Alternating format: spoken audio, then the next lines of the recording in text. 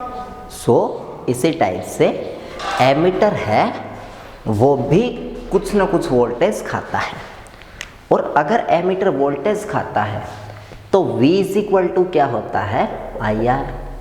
तो अगर हम ये चाहते हैं कि सारी की सारी वोल्टेज ये खाए और एमीटर बिल्कुल भी वोल्टेज ना खाए, तो उस कंडीशन में या तो I0 होना चाहिए या R0 होना चाहिए एमीटर के लिए। लेकिन देखिए I0 हो नहीं सकता, क्योंकि श्रेणी क्रम में करंट क्या रहती है, सेम रहती है। तो जो करंट इससे जाएगी वही इससे जाएगी, और दोनों में से जीरो करंट नहीं जा सकती। ऐसा हो ही नहीं सकता कि इसमें अधिकतम करंट जाए इसमें जीरो जाए, नहीं। तो फिर जो एमीटर है उसका R कितना होना चाहिए, 0। तो आदर्श एमीटर का प्रतिरोध 0 होना चाहिए, और आदर्श वोल्ट मीटर का प्रतिरोध है वो अनंत होना चाहिए, और आदर्श विभवमापी का भी अनंत होना चाहिए, बट चलता है ना भी हो तो ठीक है।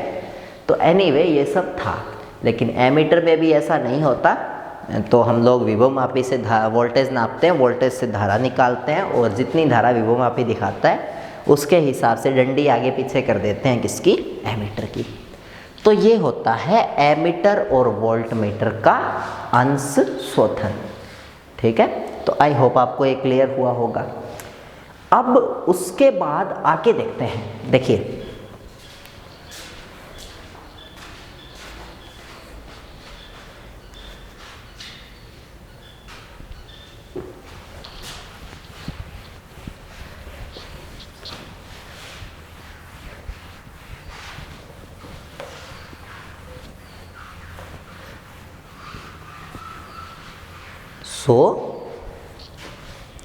उसके बाद आगे देखते हैं। देखिए सबसे पहले मैं बताता हूँ आपको वोल्ट मीटर का अंश शोधन कैसे करते हैं।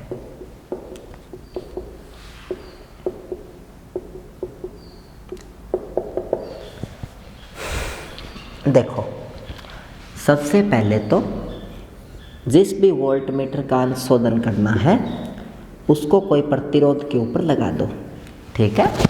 और उसके बाद इस वोल्ट मीटर को एक्टिवेट करो कोई बैटरी, कुंजी और धारा नियंत्रक लगा के। तो ये सब चीज़ें लगा के इसको एक्टिवेट करो। अब आप कोई पोटेंशियोमीटर है AB, उसमें पोटेंशियोमीटर की बैटरी, कुंजी और रेयोस्टेट इसको लगा के इसको एक्टिवेट करो।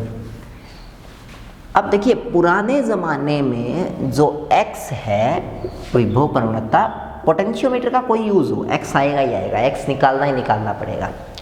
तो पुराने ज़माने में X निकालते थे EP बटे बड़े वाला N। लेकिन आज इसमें दिक्कत मानते हैं लोग बाग। आज लोग बाग ये बोलते हैं कि आप जो प्राइमरी सेल लगा रहे हो उसका भी कुछ न कुछ आंतरिक प्रतिरोध है, तो रियलिटी में EP जितना वोल्टेज मिलता ही नहीं, उससे कम ज़्यादा मिलता है, तो X भी गलत निकलता है।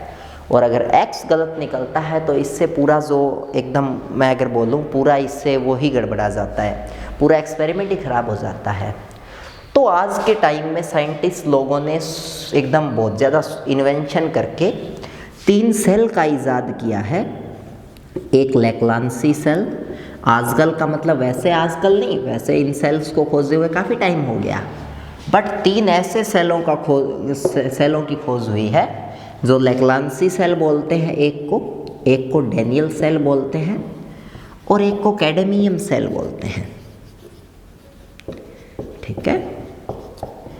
और लेक्लांसी सेल जो होता है उसमें रबड़ के डब्बे में पानी में NH4Cl डाला जाता है, तो इससे आयन बनते हैं NH4 पॉजिटिव Cl नेगेटिव, और इन आयनों के कारण वोल्टेज बनती है।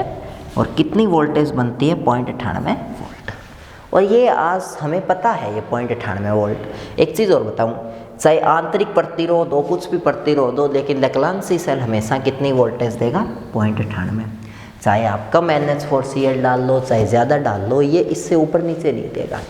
और इसीलिए इन सेलों पर पदार्थों का फर्क नहीं पड़ता, इसलिए इन सेलों को बोलते हैं मानक सेल। तो आजकल जो सेकेंडरी परिपथ है उसमें एक मानक सेल लगा देते हैं E स्टैंडर्ड, और उससे निकाले जाते हैं आज के टाइम में x का मान। तो पहले इस द्विमार्गी कुंजी के इन दोनों को जोड़ दो और x यहां से निकालो ES बटे L1 और यहां से ES आ जाएगा x L1 या ES तो निकालना ही नहीं, हमें x निकालना है तो x आ जाएगा ES बटे L1। चलो ये तो बाद में बताऊंगा, इन सेलों के बारे में बताता हूँ पहले। डैनियल सेल भी होता है ऐसे। डैनियल सेल में एक बड़ा सारा तांबे का पात्र होता है, ज़्यादा बड़ा भी नहीं। अपने घरों में आपने देखा होगा सेरेलैक के डब्बे आते थे पहले, लोहे के डब्बे होते हैं ना अपने घरों में, अपन लोग सामान वगैरह डालते हैं, मम्मी वगैरह। तो वो डब्बे, वैसा एक कॉपर का डब्बा होता है तांबे का, और उस डब्बे में भरा जाता है CuSO4।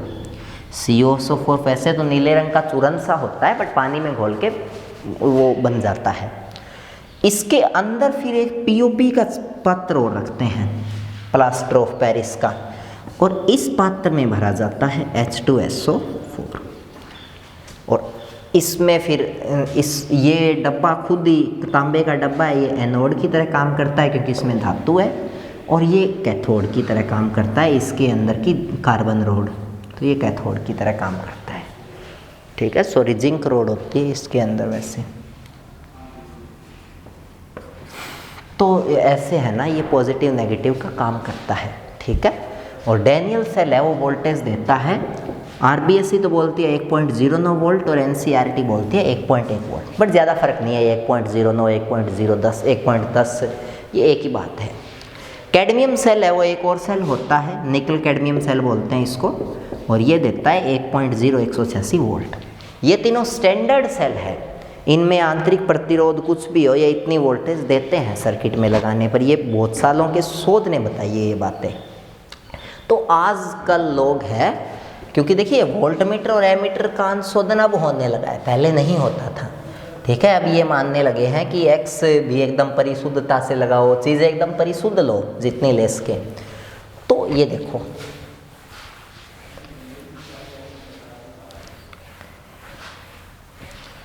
तो सबसे पहले तो आप लोग क्या निकालो, X निकालो। सबसे पहले तो आप लोग X निकालो, और वो X होगा ES बटे छोटे वाला L1। ठीक है, अब आप क्या करो, अब आप इसको यहाँ से जोड़ दो और इसको यहाँ से जोड़ दो, और इन दोनों में से कुंजी हटा के इन दोनों में लगा दो। जब इन दोनों में कुंजी लगाओगे तो ये वोल्टमीटर की रीडिंग है, ये इस रेजिस्टेंस पे जो रीडिंग है वो किससे नापी जाएगी, वो विभव मापी से नापी जाएगी। ठीक है, ये सेल बीच में से हट जाएगा, इसका कोई काम ही नहीं है, ऐसे छोड़ देता हूँ मैं यहाँ अलग ही, और ये सीधा इससे जुड़ेगा तो विभव मापी रीडिंग नापेगा, और विभव मापी बताएगा इसकी रीडिंग V' = X L2। ठीक है, हम क्या करेंगे, X तो हमने निकाल ही ली, दोबारा X और निकाल लेंगे इससे, तो X आएगा इससे, जितना ये वोल्टेज दिखाएगा V' बटे L2, कुल मिला के ये विभव मापी इसकी वोल्टेज दिखाएगा V' बराबर XL2। X की जगह वैल्यू रख दो ES बटे L1 और इनटू में L2। X पहले ही निकाल ही लिया आपने, L2 ये नाप लोगे स्केल से, और V' निकाल लोगे कि विभव मापी इस पे कितनी वोल्टेज बता रहा है इस रेजिस्टेंस पे। और मान लो वोल्टमीटर में आपने देखा तो वो उसने कितनी बताई, V। वोल्टमीटर में तो सुई हिलेगी, वो दिख जाएगी V बता रही है। और ऐसा करके आप डेल्टा V निकाल सकते हो, और डेल्टा V होगा V माइनस V'। पहले V आएगा क्योंकि वोल्टमीटर में त्रुटि निकालनी है, तो पहले वोल्टमीटर का वोल्टेज आएगा। और डेल्टा V और V में ग्राफ खींचोगे, और वो ग्राफ कैसा भी आ सकता है, और उस ग्राफ का अध्ययन करके वोल्टमीटर में अपेक्षित सुधार के लिए प्रयास करोगे। तो बस यही है। ठीक है, और ये है वोल्टमीटर का अंश शोधन, कर लोगे।